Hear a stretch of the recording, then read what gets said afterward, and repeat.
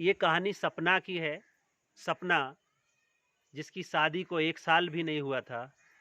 एक दिन सपना अपने पति के साथ अपने मायके दहलखंड आ रही थी, तभी रास्ते में एक पिकअप ने टक्कर मार दी और सपना की ज़िंदगी उजाड़ दी। जी हाँ दोस्तों, नमस्कार। मेरा नाम है कुलदीप कुमार और हम आपके साथ आज एक ऐसी स्टोरी पे बात कर रहे हैं कि एक लड़की जिसके बहुत सारे सपने थे, उनके माता पिता ने शादी किया था हमीरपुर ज़िले में, और शादी के 1 साल भी नहीं बीता कि उनकी ज़िंदगी पे एक ऐसा पहाड़ टूटा कि उसने पूरी ज़िंदगी, पूरे सपने नष्ट कर दिए।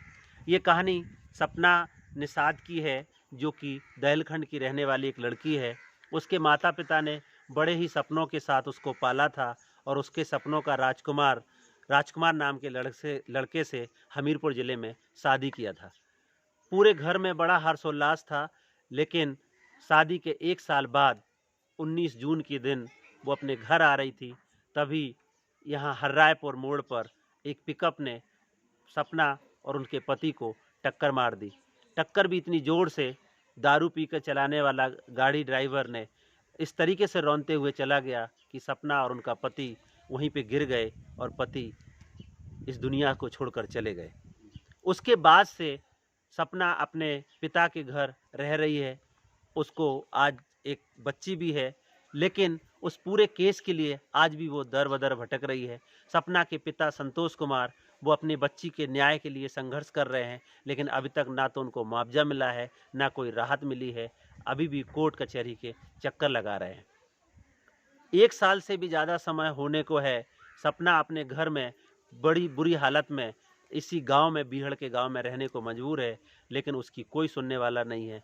पिता, जो खुद एक गरीब परिवार से आते हैं, उनके पिता भी संघर्ष कर रहे हैं कि कैसे हम अपनी बच्ची को, ज़िंदगी को पुनः खुशहाल बना पाएँ। हमारे हाथ में सपना के केस से संबंधित पूरे डॉक्यूमेंट हैं। इन कागजात को लेकर के सपना के पिता लगातार अलग-अलग जगह चक्कर लगा रहे हैं, लेकिन अभी तक ना तो मुआवजा मिला है, जबकि इस पूरे केस में एफआईआर दर्ज हुई है, सेक्शन लगाए गए हैं, कोर्ट में मुकदमा तक लेके जाया गया है। ना तो सपना को मदद मिली है, ना ही कोई इंश्योरेंस का पैसा मिला है, और अभी तक कोई उस पर कार्रवाई भी नहीं की गई है।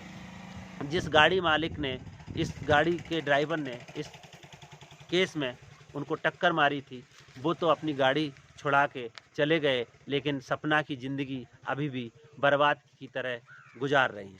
सपना अपने गांव में दिन रात इसी चीज़ को सोचती है कि शायद उनको न्याय मिल जाएगा, कुछ मदद मिल जाएगी, तो अपनी बच्ची के सहारे वो आगे की ज़िंदगी काट पाएंगी। इस पूरी घटना को और विस्तार से जानेंगे सपना के पिताजी। मैं उसी गांव में सपना के घर पे हूँ कि वो किस हालात में आज की समय में अपनी ज़िंदगी काट रही हैं और उनके पिता क्या-क्या संघर्ष कर रहे हैं। उनसे जानेंगे इस घटना में क्या हुआ था और अब तक क्या-क्या कार्रवाई हुई है और कहाँ-कहाँ वो गए हैं, क्या उनकी मांगें हैं। आप हमारे साथ बने रहें, हम बात करेंगे सपना के पिता, सपना की माता और खुद सपना से बात करने की कोशिश करेंगे कि इस पूरे केस के बाद अभी वर्तमान स्थिति क्या है और उनकी किस तरीके की मांग है जो मदद चाहती हैं। तो आप हमारे साथ बने रहें। मैं सपना के पिता संतोष से बात करूँगा। जी, आपका नाम क्या है? संतोष। क्या हुआ था, आप बताइए, क्या घटना हुआ था ये बताइए। अरे घटना का एक्सीडेंट हो गया था। अच्छा, सपना आपकी बिटिया है? हाँ, हमारी बिटिया। जी, तो क्या, कब शादी किया था आपने? ये हमने 2025 के 2020 में हाँ शादी करी थी, और ये 2021 में 19 को ख़त्म हो गई। अच्छा, आपको कैसे पता चला? ये हमें फ़ोन किया, सपना गिर गई। सपना में दमाद का मोबाइल था, तो वो एक लेडीज़ थी मुसलमान, उसने उठा के सपना को पानी आने डाला, तब होश में आई थोड़ी, तब हमें फ़ोन किया, तब हम भागे। हाँ, तो जब आप मौके पे पहुंचे तो क्या स्थिति थी? वो तो एक्सपायर हो गई, लड़का एक्सपायर हो गया था। फिर क्या किया आपने? फिर क्या, वो पुलिस आ गई, फिर जाके हम कालपी ले गए। पुलिस आ गई कि कालपी ले गए, कालपी से फिर हमने उरई ले गए जाके, तो उनको घोषित कर दिया। हाँ, ओके, वो गाड़ी वाला पकड़ा गया? गाड़ी वाला नहीं पकड़ा गया था, गाड़ी पकड़ी गई। गाड़ी पकड़ गई। हाँ सर। फिर आपने क्या कार्रवाई करी? फिर कार्रवाई का वो सब मैंने वो कागज मान लो दिए वहाँ जाके, तो वो मकरंद था एक, तो वो ले गया कागज, उसने फिर दाखिल करे कागज, माती ले गया, माती में अब कार्रवाई में मान लो कोई सुनाई नहीं है। तो आपकी क्या मांग है? ये पूरे कागज आपने हमें दिखाए हैं, इसमें इन्होंने मोटर दुर्घटना वाहन के अंतर्गत मुकदमा दायर किया है।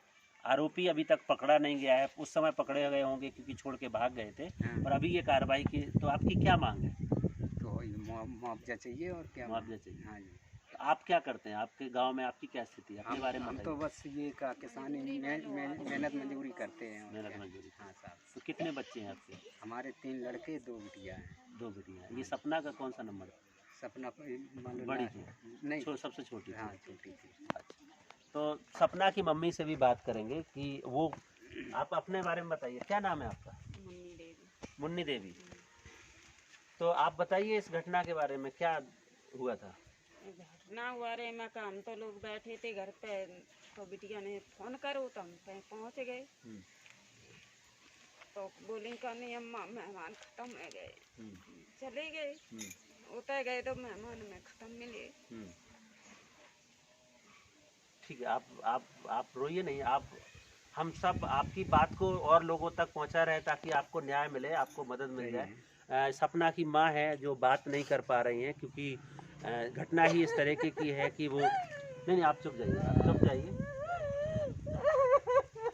चुप जाइए, चुप जाइए। आप देख रहे हैं कि इस तरीके से, क्योंकि इस पूरे घटना में लगातार अभी तक वो अपनी बच्ची को यहाँ पर रख के उसके न्याय के लिए संघर्ष कर रही हैं। कोई इनकी मदद के लिए नहीं आया है। इस हालात में हम सपना के साथ तो बात नहीं कर सकते, लेकिन आपको हम ये बताने की कोशिश कर रहे हैं कि गांव बीहड़ में एक घर परिवार पूरी तरीके से उजड़ गया है, उसकी मदद करने अभी तक कोई नहीं पहुंचा है। कागजी कार्रवाई में ज़रूर ये चक्कर लगा रहे हैं। इस परिवार के पास अपना केस लड़ने के लिए भी पैसे नहीं हैं। वो वहाँ पे जाकर के कैसे अपने न्याय को पा सकते हैं, कैसे परिवार को संभाल सकते हैं, कैसे बच्चों को संभाल सकते हैं, ये एक बड़ा संकट की घड़ी है आज की तारीख में उनके पास। हमारी इस वीडियो के माध्यम से इस घटना को दिखाने के पीछे एक ही उद्देश्य है कि इस परिवार की मदद हो और इसको न्याय मिले। कानूनी कार्रवाई में जो पूरी प्रक्रिया चल रही है, अभी तक इस परिवार के लोग कोर्ट कचहरी में जा रहे हैं, लेकिन कार्रवाई अभी पूरी तरीके से उस तरीके से नहीं हो पाई है कि इनको न्याय मिल जाए और उनको कोई मदद मिल जाए। ना तो उस गाड़ी मालिक की तरफ से कोई मदद मिला है, ना ही सरकार की तरफ से कोई मदद मिला है।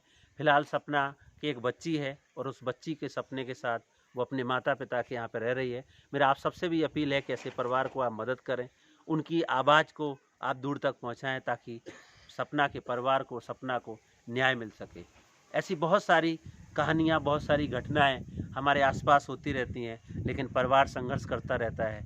कुदरत के साथ भी ये कहर उनके ऊपर गिरा, लेकिन हमारी सहानुभूति इस परिवार के साथ है कि उनको न्याय मिले, उस बच्ची के सपने जो अधूरे हैं वो पूरे हो, और उनको किसी भी तरीके से मदद की जो भी ज़रूरत है हम सब मिलके उसको मदद कर सकते हैं ताकि ये परिवार टूटने से बच जाए। और कानूनी कार्रवाई में जो भी पहल करने की ज़रूरत है, हमारा संगठन, हमारे लोग, हम सब इसकी मदद के लिए एक साथ खड़े हैं ताकि इनको आर्थिक मदद हो, इनको सरकार की ओर से जो सहायता राशि मिलती है, चाहे सपना को पेंशन दिलाने की बात हो, इनको आवास दिलाने की बात हो, इनको किसी रोजगार से स्कीम से जोड़ने की बात हो। और मैं इस वीडियो के माध्यम से ये भी आग्रह करना चाहूँगा कि सपना को किसी सरकारी स्कीम्स के तहत लाभान्वित कराते हुए इनको किसी स्वरोजगार स्कीम से जोड़ा जाए ताकि ये अपनी ज़िंदगी को अच्छे से काट सकें और इस परिवार को न्याय मिल सके। आज की कहानी में इतना ही, कल फिर मिलेंगे एक नई कहानी के साथ।